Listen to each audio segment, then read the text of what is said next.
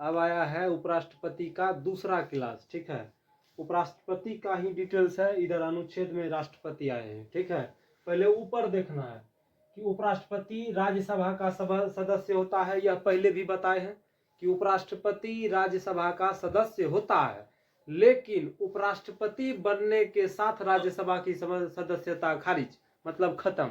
ठीक है, लेकिन वह राज्यसभा का सभापति होता है। तो उपराष्ट्रपति ही राज्यसभा का सभापति भी होता है, और जैसे सभापति राज्यसभा का जो सभापति चुना जाता है वह राज्यसभा के सदस्य में से ही चुना जाता है।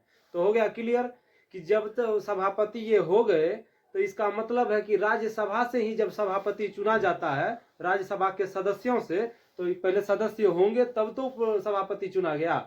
और जो सभापति हैं राज्यसभा के, वही भारत के उपराष्ट्रपति भी होंगे, जो अभी वर्तमान में जगदीप धनखड़ हैं। जगदीप धनखड़ हैं और उपराष्ट्रपति हैं हरिवंश नारायण सिंह। ठीक, अभी पहले इधर चलिए, उसके बाद वहां पहुंचेंगे।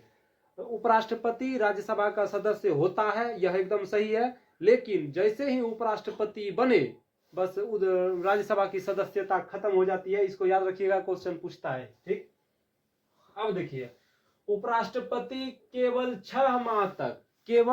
6 माह तक राष्ट्रपति के पद पर रह सकते हैं, मात्र 6 माह तक।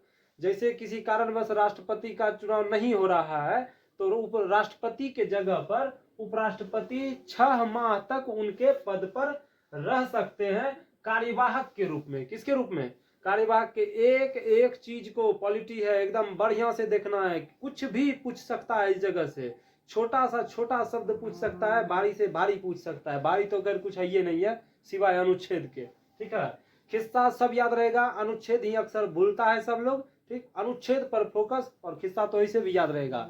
क्या बोले कि उपराष्ट्रपति केवल 6 माह तक राष्ट्रपति के पद पर रह सकते हैं कार्यवाहक के रूप में। यह भारत के संविधान का अनुच्छेद 65 कहता है, 65 यहाँ लिख दिए हैं कि अनुच्छेद 65 के तहत राष्ट्रपति के पद पर उपराष्ट्रपति कार्यवाहक के रूप में कार्य कर सकते हैं। और उस दरमियान उपराष्ट्रपति को जो वेतन दिया जाएगा, जो राष्ट्रपति को वेतन दिया जाता है, जितनी राष्ट्रपति के पास शक्तियां हैं, जो भी है सब पावर दिया जाता है किसे? उपराष्ट्रपति को।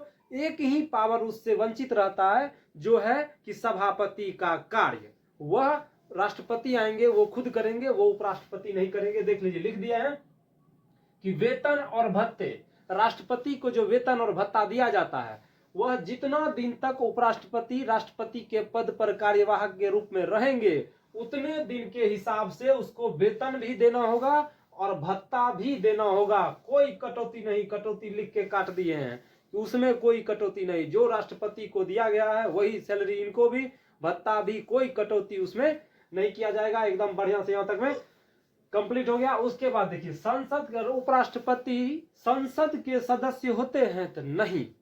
क्यों? अब यहां तो लिखे हैं कि राज्यसभा के सदस्य होते हैं, और राज्यसभा संसद का ही अंग है। ठीक है, राज्यसभा के 2 भाग, एक लोकसभा और दूसरा राज्यसभा। तो राज्यसभा का सदस्य होता है। क्वेश्चन एकदम पेचीदा आएगा। ठीक है, एकदम क्वेश्चन के हिसाब से आंसर देना है। क्या राष्ट्रपति राज्यसभा का सदस्य होता है? हाँ, होता है। लेकिन उपराष्ट्रपति जैसे वो बने, उपराष्ट्रपति बने तो राज्यसभा का सभापति बने, क्योंकि यह शर्त है कि जो राज्यसभा का सभापति होगा वही देश का उपराष्ट्रपति होगा। अब जैसे ही बन गए तो राज्यसभा की सदस्यता खत्म। और राज्यसभा क्या है कि संसद का एक भाग है। तो संसद के जैसे सदस्यता खत्म, मान राज्यसभा का भी सदस्य आप नहीं रहे तो संसद के सदस्य कहां से रहेंगे? किसी कीमत पर आप नहीं रह सकते। तो संसद के सदस्य होते हैं, उपराष्ट्रपति नहीं होते हैं। राज्यसभा में मतदान करेंगे तो नहीं करेंगे, काट कर दिए हैं। राज्यसभा में मतदान भी उपराष्ट्रपति नहीं करेंगे, लेकिन किस कंडीशन में करेंगे वो ध्यान दीजिए कि अगर निर्णायक मत का अधिकार प्राप्त है किसे? उपराष्ट्रपति को। अब निर्णायक मत किसको कहते हैं कि 2 भाग में, 2 पार्ट में क्या कहते हैं, 2 प्रत्याशी में चुनाव हुआ। ठीक है, और उसको भी 10 मत पड़ गया, इसको भी 10 मत पड़ गया, मतलब मत मतलब वोट, उसको भी 10 वोट, इसको भी 10 वोट, तो दोनों हो गया बराबर। अब उस कंडीशन में उपराष्ट्रपति वोटिंग करेंगे। अब वोटिंग उपराष्ट्रपति जो करेंगे उसी को कहा जाता है निर्णायक मत, कि जिधर वो एक वोट देंगे उसकी सरकार बन जाएगी, उसकी सरकार बन जाएगी। तो ऐसे तो राज्यसभा में मतदान करने का अधिकार उपराष्ट्रपति को नहीं है, लेकिन निर्णायक मत का जब कंडीशन आ जाएगा कि दोनों पार्टी को बराबर है, तो उस स्थिति में उपराष्ट्रपति अपना वोटिंग जो करेंगे उसी वोट को कहा जाएगा निर्णायक मत। एकदम बढ़िया से, एकदम पिछले 6 सेंस में इसको डालना है, ठीक है, एक एक चीज को, कुछ भी छूटना नहीं चाहिए, ठीक। उसके बाद वेतन भत्ते में कोई कटौती नहीं, और राष्ट्रपति अपना जो त्याग पत्र देंगे, राष्ट्रपति जो अपना त्याग पत्र देंगे वह देंगे उपराष्ट्रपति को। एकदम ध्यान से, बोर्ड पर फोकस। राष्ट्रपति जो त्याग पत्र अपना देंगे वह अपना त्याग पत्र उपराष्ट्रपति को देंगे।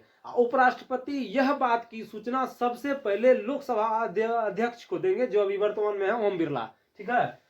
राष्ट्रपति अपना त्याग पत्र किसको देंगे? उपराष्ट्रपति को। और जैसे ही उपराष्ट्रपति को देंगे तो उपराष्ट्रपति सबसे पहले यह सूचना लोकसभा के अध्यक्ष को भेजेंगे। किसको भेजेंगे?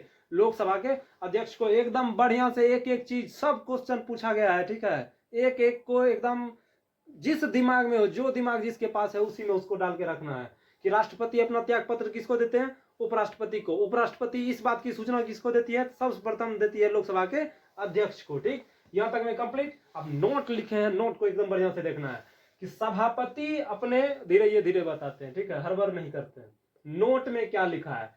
सभापति अपने पद पर नहीं होंगे तो कार्य उपसभापति देखेंगे, ठीक। सभापति मतलब जो जैसे जहां का सभा है, जैसे विधानसभा है, विधानसभा का कोई अध्यक्ष होगा, राज्यसभा है, राज्यसभा का अध्यक्ष होगा, उपाध्यक्ष होगा।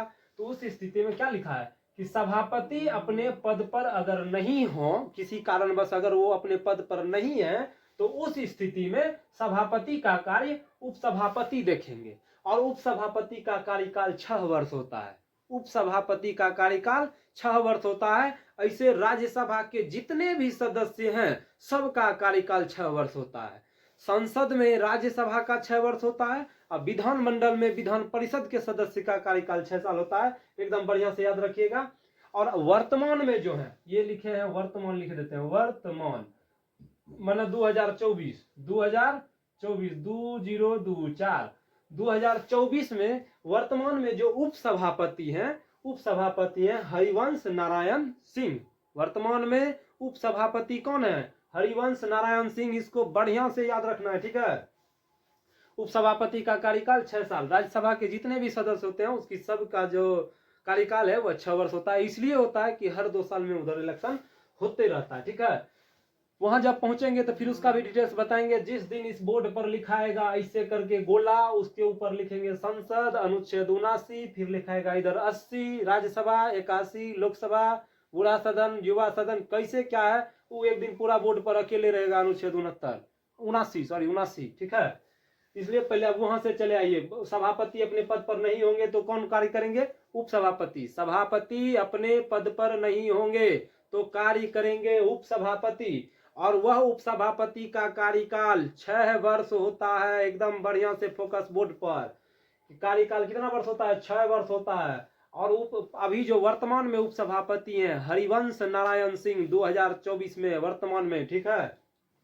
अब आइए फिर इधर उपराष्ट्रपति के पास, यहाँ फोकस बोर्ड पर उपराष्ट्रपति के पास डॉक्टर राधाकृष्णन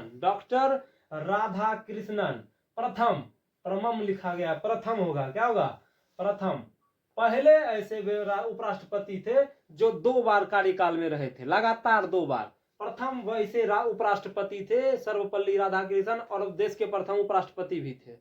ऐसे प्रथम उपराष्ट्रपति जो लगातार 2 कार्यकाल तक रहे अपने पद पर, और देश के भी पहले उपराष्ट्रपति यही थे जो 1952 में बने थे और 62 तक रहे थे। 1952 से 1962 तक उपराष्ट्रपति के पद पर डॉक्टर सर्वपल्ली राधाकृष्णन रहे थे। और 2 बार लिख दिए, एकदम बढ़िया से ध्यान दीजिएगा कि 2 बार रहे थे। कितने बार? लगातार 2 कार्यकाल तक, ठीक। बाद में जाके फिर राष्ट्रपति भी बने थे। कौन? डॉक्टर सर्वपल्ली राधाकृष्णन। तो देश के पहले उपराष्ट्रपति डॉक्टर सर्वपल्ली राधाकृष्णन। और वह पहले से उपराष्ट्रपति थे, उपराष्ट्रपति, राष्ट्रपति नहीं, मिस हो जाता है थोड़ा थोड़ा, ठीक है, उपराष्ट्रपति, जो लगातार 2 कार्यकाल तक अपने पद पर बने रहे थे। ठीक, यहां तक में कोई दिक्कत नहीं होनी चाहिए। और उसके बाद वह राष्ट्रपति भी बने थे, भारत के राष्ट्रपति भी बने थे उपराष्ट्रपति से हटने के बाद। ठीक है, अब आया एक और था, पहले व्यक्ति थे वो सर्वपल्ली राधाकृष्णन, जो लगातार 2 कार्यकाल तक रहे थे। ठीक, और उसके बाद एक और व्यक्ति थे, मोहम्मद हमीद अंसार। मोहम्मद हमीद अंसार, नाम बढ़िया से याद रखना है, मोहम्मद हमीद अंसार। मोहम्मद हमीद अंसार, मोहम्मद हमीद अंसार दूसरे ऐसे व्यक्ति से देश के जो लगातार 2 कार्यकाल तक उपराष्ट्रपति के पद पर रहे थे और 2007 से 2017 तक रहे थे। 2007 से 17 तक रहे थे, मतलब कांग्रेस से लेके बीजेपी तक रहे थे। ठीक है, कांग्रेस से लेके बीजेपी तक रहे थे मोहम्मद हमीद अंसार। मोहम्मद हमीद अंसार, नाम याद रखना है बढ़िया से, कि लगातार 2 बार अपने कार्यकाल पर रहने वाले उपराष्ट्रपति, तो देश के भी पहले और पहला व्यक्ति सर्वपल्ली राधाकृष्णन 52 से 62 तक, 52 से 62 तक, बाद में जाके वो राष्ट्रपति बने थे, बाद में राष्ट्रपति बने थे। और दूसरे व्यक्ति मोहम्मद हमीद अंसार, मोहम्मद हमीद अंसार, नाम एकदम बढ़िया से याद रखना है, मोहम्मद हमीद अंसार। वह 2007 से 2017 तक अपने पद पर बने रहे थे, वो भी भारत जैसे देश के उपराष्ट्रपति के रूप में। ठीक, अब बीच में तीसरा छूट गया था, तो अब तीसरे पे फोकस कीजिए। पहले इसका दूसरा नंबर, राधाकृष्णन के बाद डायरेक्ट चले गए थे हमीद पर, इसलिए चले गए थे कि भी 2 बार बने थे और ये भी 2 बार अपना पूरा कार्यकाल कंप्लीट किए थे। पहला राधाकृष्णन 52 से 62 तक, बाद में राष्ट्रपति और देश के भी पहले। ठीक, और दूसरा जो 2 बार उपराष्ट्रपति पद पर रहे, मोहम्मद हमीद अंसार 2007 से 17 तक, बीजेपी, कांग्रेस से बीजेपी तक। ठीक, अब आएगा आपका एम हिदायतुल्ला, ये जज थे। एम हिदायतुल्ला 11वें क्रम के मुख्य न्यायाधीश थे, देश के 11वें क्रम के मुख्य न्यायाधीश थे एम हिदायतुल्ला, जो 20 जुलाई 1969, बढ़िया से एकदम फोकस बोर्ड पर, एक अंक मिस नहीं होना चाहिए, नाम के साथ साथ एक अक्षर बोर्ड पे कहाँ लिखा है वो तक सेंस में रहना चाहिए। ठीक है, एक भी चीज मिस नहीं होना चाहिए। ठीक, चलिए देखिएगा, एम हिदायतुल्ला जो थे वह भारत के 11वें क्रम के मुख्य न्यायाधीश थे, 11वें क्रम के मुख्य न्यायाधीश थे एम हिदायतुल्ला। चलिए ध्यान से देखिए दूसरा नंबर पे। ठीक है, अब आएगा आपका एम हिदायतुल्ला। एम हिदायतुल्ला जज थे, 11वें क्रम के मुख्य न्यायाधीश थे, भारत के 11वें क्रम के मुख्य न्यायाधीश थे एम हिदायतुल्ला। ठीक है, यह 20 जुलाई 1969, 20 जुलाई 1969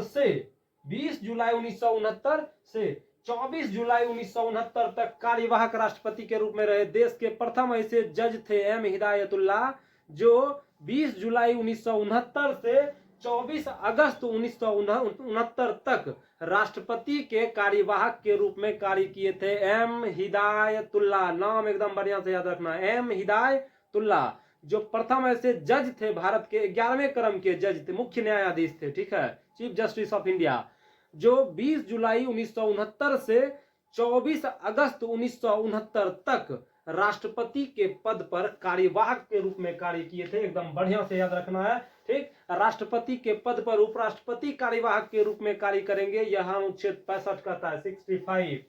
बाद में 1979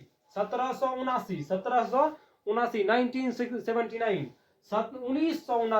ठीक है, 1979 तो राष्ट्रपति के कार्यकाल पूरा करने के बाद, ठीक, उसके बाद में 1979 से 1984 तक, 1979 से 1984 तक उपराष्ट्रपति भी रहे थे। पहले क्या रहे थे, 20 जुलाई 1969 से 24 अगस्त 1969 तक भारत के राष्ट्रपति के रूप में पद पर रहे, कार्यवाहक राष्ट्रपति के रूप में रहे। ठीक, उसके बाद 1979 से 84 तक भारत के उपराष्ट्रपति भी रहे। ये पूरा जमावड़ा जो है इधर से इधर तक का, इतना तक का, ये खाली उपराष्ट्रपति है। और एक एक चीज को जो दिमाग है उसी में रखना है, ठीक है। ये नहीं कहेंगे कि अगला में रखना है कि पिछला में रखना है। नहीं समझ में आए तो चाय पी पी के इसको याद रखना है, ठीक है। और चाय भी क्या प्रकार का होता है? चाय भी दो प्रकार का होता है, ठीक है। एक होता है चरित्रहीन चाय, एक होता है चरित्रवान चाय। अब चरित्रहीन चाय किसको कहते हैं और चरित्रवान चाय किसको कहते हैं, ये किसी विद्वान से पूछ के रखिएगा। और नहीं समझ में आए तो फिर कमेंट कीजिएगा, हम बताएंगे किसको कहते हैं चरित्रहीन चाय और किसको कहते हैं चरित्रवान चाय, ठीक। चाय दो प्रकार का होता है, याद रखिएगा। फिलहाल यहाँ देखिए, ऐसे बताइए देते हैं कि कुल्हड़ में जो पीते हैं, मिट्टी वाले बर्तन में जो एक बार पीने के बाद कुल्हड़ को फेंक दिया जाता है, उसे कहते हैं चरित्रवान चाय।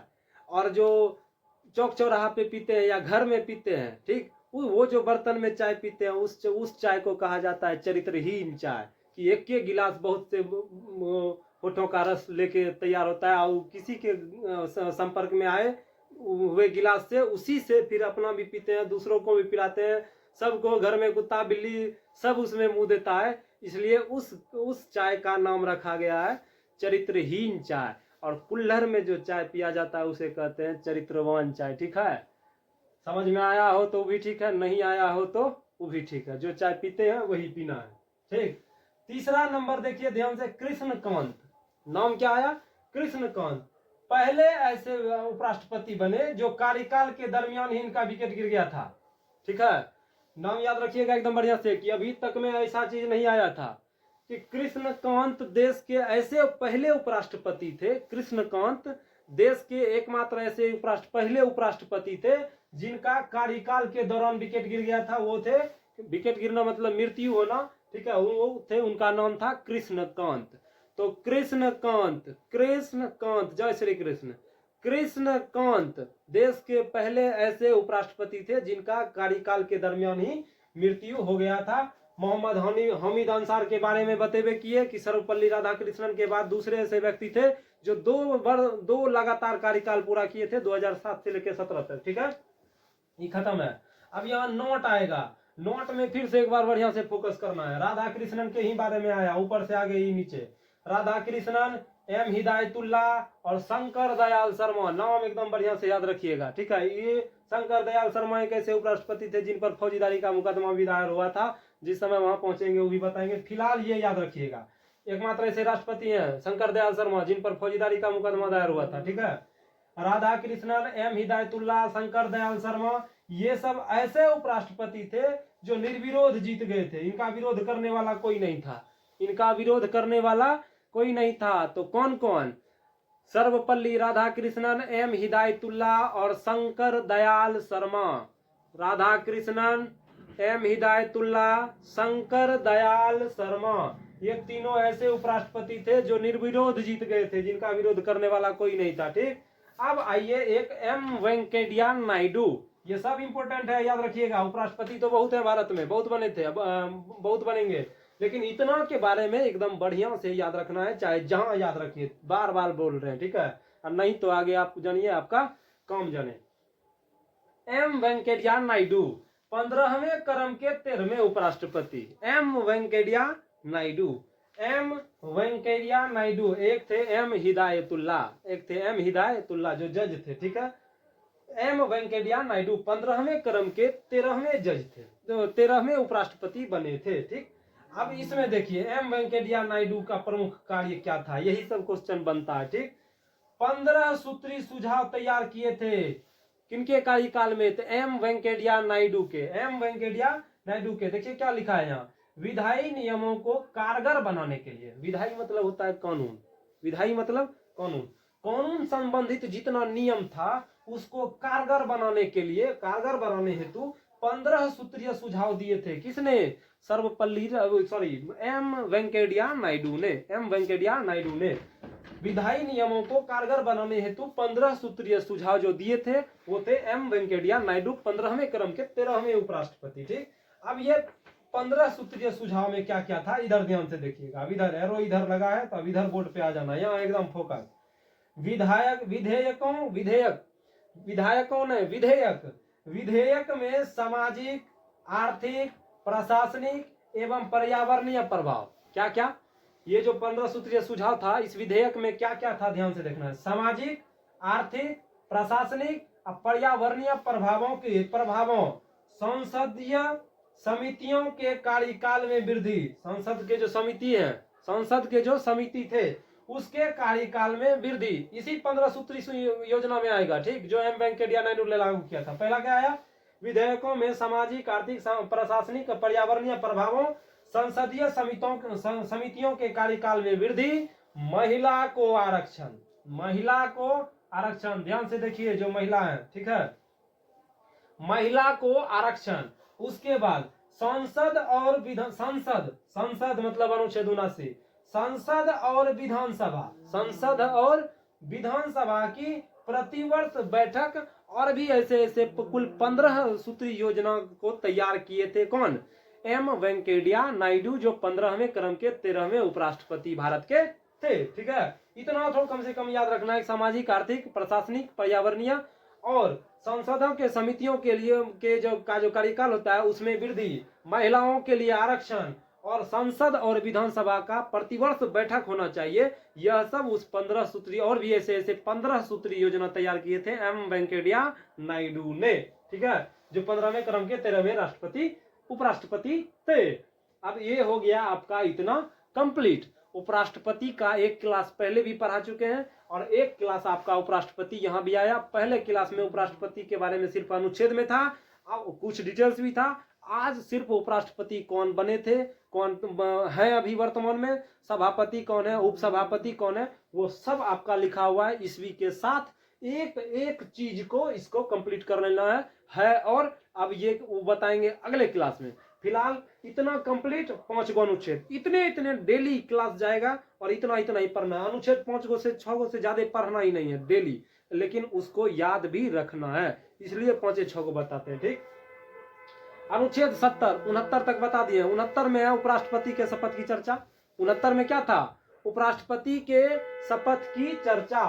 अनुच्छेद 70 में है कि वैसा आकस्मिक स्थिति, अब देखना है यहाँ ध्यान से, वैसा आकस्मिक स्थिति जो संविधान में, जिसकी चर्चा संविधान में नहीं है, वैसा आकस्मिक स्थिति जो जिसकी चर्चा संविधान में नहीं है। जिस समय बाबा साहब ने संविधान लिखा था उस समय देखिए कितने बड़े त्रिकालदर्शी थे कि भविष्य में क्या होगा उसके लिए भी अलग से अनुच्छेद लिख दिए हैं। ठीक है, कि अनुच्छेद 70 कहता है कि वैसा आकस्मिक स्थिति जिसकी चर्चा संविधान में नहीं है, जैसे कोरोना का चर्चा संविधान में था उस समय, जानते होंगे कि कोरोना भी आएगा, नहीं, तो वैसा सबका जो स्थिति, मतलब एक उदाहरण के तौर पर समझाए, वैसा आकस्मिक स्थिति जिसकी चर्चा संविधान में नहीं है, जिसकी चर्चा संविधान में नहीं है, उस स्थिति में राष्ट्रपति के जगह उपराष्ट्रपति के कार्य करेंगे, उपराष्ट्रपति कार्य करेंगे। यहां भी फिर याद रखिएगा कि वैसा आकस्मिक स्थिति जिसकी चर्चा संविधान में नहीं है, उस स्थिति में भी राष्ट्रपति की जगह उपराष्ट्रपति कार्य कर सकते हैं। यह हमारा अनुच्छेद 70 कहता है। कौन कहता है, अनुच्छेद 70 कहता है कि वैसा स्थिति जो जिसकी चर्चा संविधान में भी नहीं है, उस स्थिति में राष्ट्रपति के जगह पर उपराष्ट्रपति कार्य उनका कर सकते हैं। ठीक है, यह अनुच्छेद 70 कहता है। खिस्सा याद रहेगा, अनुच्छेद याद नहीं रहेगा, इसलिए खिस्सा के साथ साथ फोकस अनुच्छेद पर। ठीक, अब आइए उदाहरण में।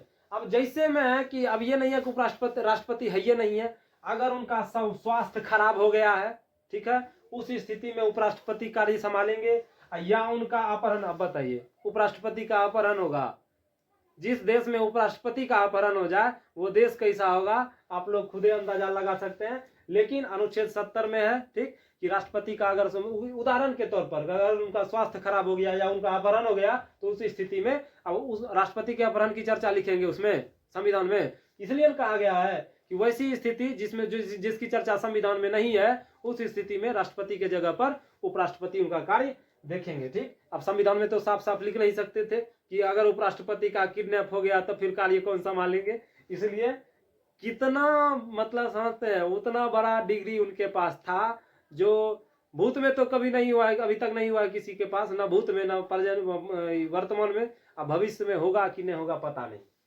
ठीक है, अनुच्छेद 71, अनुच्छेद 71 अनुच्छेद 71 कहता है कि राष्ट्रपति और उपराष्ट्रपति के चुनाव संबंधित मामले, अगर राष्ट्रपति के चुनाव में कोई तरह का झिकझक हुआ, बकझक हुआ, ठीक है, या उपराष्ट्रपति के चुनाव में बकझक मतलब कोई भी गड़बड़ी, अगर राष्ट्रपति के चुनाव में कोई तरह का गड़बड़ी हुआ या उपराष्ट्रपति के चुनाव में कोई भी तरह का गड़बड़ी हुआ, तो इसका जो फैसला है, यह मामले की सुनवाई सुप्रीम कोर्ट में होगी, ठीक है, क्योंकि सिंह के लड़ाई का फैसला गीदड़ नहीं कर सकता है किसी भी कीमत पर। इसलिए ये दोनों सिंह हुए कि देश के प्रथम पहला नागरिक राष्ट्रपति, दूसरा नागरिक उपराष्ट्रपति।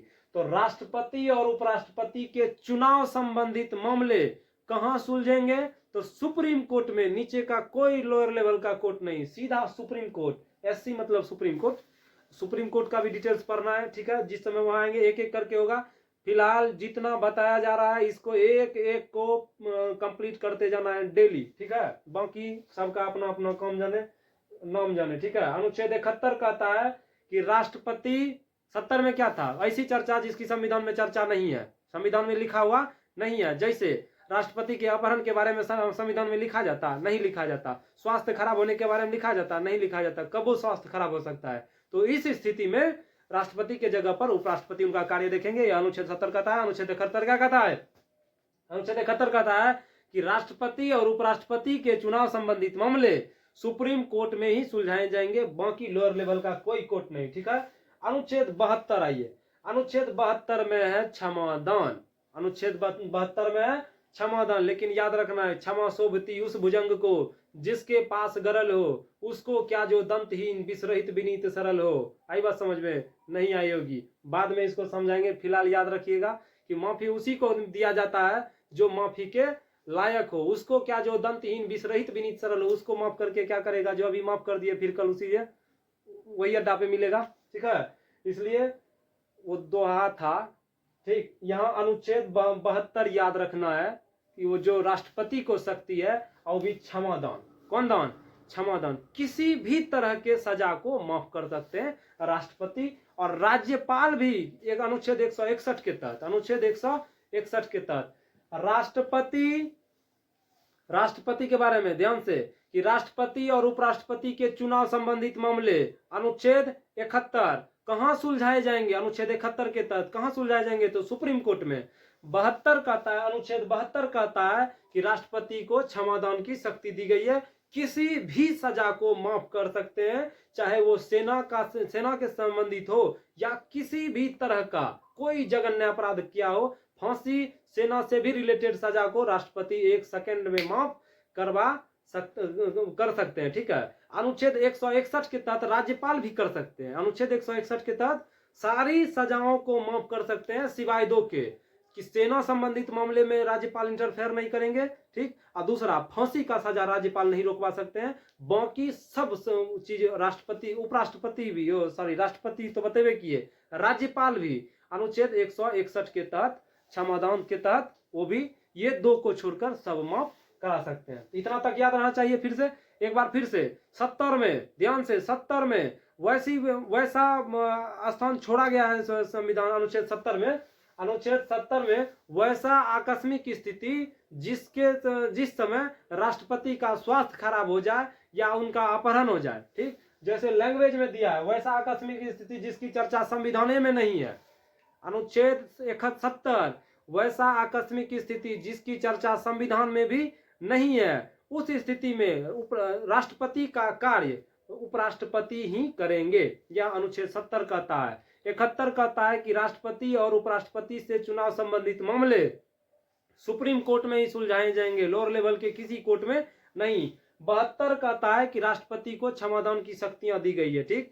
किसी भी सजा को राष्ट्रपति माफ कर सकते हैं, लेकिन ये भारत के संविधान में, अमेरिका के संविधान में ऐसा नहीं है, ठीक। ध्यान से देखना, रिपीट किए हैं तो कुछ ना कुछ बताने के लिए, ठीक। भारत के संविधान में है, अमेरिका के संविधान में ऐसा नहीं है। वह अमेरिका के संविधान में है कि राष्ट्रपति का कार्यकाल 4 वर्ष तक होता है, और राष्ट्रपति फांसी की सजा या सेना से संबंधित मामला में हस्तक्षेप नहीं करते हैं, ठीक है। लेकिन भारत में राष्ट्रपति करते हैं, राज्यपाल भी करते हैं। अनुच्छेद 161 के तहत राज्यपाल भी सारी शक्तियों, सारी सजाओं को माफ कर सकते हैं, सिवाय दो के। एक, फांसी की सजा राज्यपाल माफ नहीं कर सकते हैं, और दूसरा है कि सेना से संबंधित मामले को राज्यपाल माफ नहीं करा सकते, ठीक। राज्यपाल बनने में भी शर्त है, जो जिस राज्य में राज्यपाल है उस राज्य का निवासी नहीं होना चाहिए, ठीक। चलिए 72 में है राष्ट्रपति का क्षमादान। 73 में आएगा संघ की कार्यपालिका शक्ति का विस्तार। संघ मतलब केंद्र, ठीक है। संघ की कार्यपालिका शक्ति का विस्तार, अनुच्छेद 73 याद रखना है बढ़िया से। क्वेश्चन पूछेगा कि संघ की कार्यपालिका शक्ति का विस्तार संविधान के किस अनुच्छेद के तहत वर्णित है, तो वर्णित है अनुच्छेद 73 के तहत। अनुच्छेद 73 में संघ के कार्यपालिका की विस्तार की चर्चा है। अनुच्छेद 74 आएगा। अब यहां देखिए 74 एकदम इंपोर्टेंट आ गया। अनुच्छेद 74 है, कहता है कि मंत्री परिषद से सलाह लेंगे राष्ट्रपति। राष्ट्रपति कोई भी बड़ा कार्य अगर करना है राष्ट्रपति को, वो तो वह सबसे पहले मंत्री परिषद से सलाह लेंगे, लेकिन मानने के लिए बाध्य नहीं। मानने के लिए बाध्य नहीं, नहीं कि मंत्री परिषद कहेगा तोरा करे पड़ता या कहते नहीं करबो के करबे में करवाता भी कर, ठीक है। राष्ट्रपति सलाह लेंगे लेकिन मानने के लिए बाध्य नहीं है। और मंत्री परिषद का प्रधानमंत्री होते हैं, याद रखना एकदम बढ़िया से कि मंत्री परिषद के प्रधान होते हैं प्रधानमंत्री। अब मंत्री परिषद किसके प्रति उत्तरदायी रहता है, तो प्रधानमंत्री के प्रति। लिख दिए हैं कि सबसे पहले तो मंत्री परिषद पीएम का प्रधान होता है, मंत्री परिषद का प्रधान प्रधानमंत्री होता है, प्रधानमंत्री होता है। फिर से मंत्री परिषद का प्रधानमंत्री होता है। अब प्रधानमंत्री जो है होते हैं मंत्री परिषद के अधीन होते हैं। मंत्री परिषद प्रधानमंत्री के अधीन होता है, मंत्री परिषद प्रधानमंत्री के अधीन होता है। इसलिए मंत्री परिषद का जो प्रधान आदमी होता है वो होते हैं प्रधानमंत्री। तो राष्ट्रपति किससे सलाह लेंगे, कोई भी बड़ा कार्य करने से पहले राष्ट्रपति को मंत्री परिषद से सलाह लेना पड़ेगा। मानने के लिए भले बाध्य ना हो बाद का बात है, लेकिन सलाह लेना पड़ेगा, यह कहता है अनुच्छेद 74। अगर सलाह नहीं लेगा तो मंत्री परिषद तब खुल के अनुच्छेद 61 का इस्तेमाल करेगा, जिसमें है महाभियोग कि सटक गया है राष्ट्रपति का खोपड़ी, इसका विकेट अब गिरा जल्दी, ठीक है। इसलिए राष्ट्रपति को भी दिया गया है कि आपको कोई भी काम करना है तो अनुच्छेद 74 के तहत मंत्री परिषद से सलाह लेना पड़ेगा। मंत्री परिषद का प्रधान होता है प्रधानमंत्री, और मंत्री परिषद प्रधानमंत्री के प्रति उत्तरदायी होता है। इति श्री रेवाखंडे इतो अध्याय समाप्ते वाच।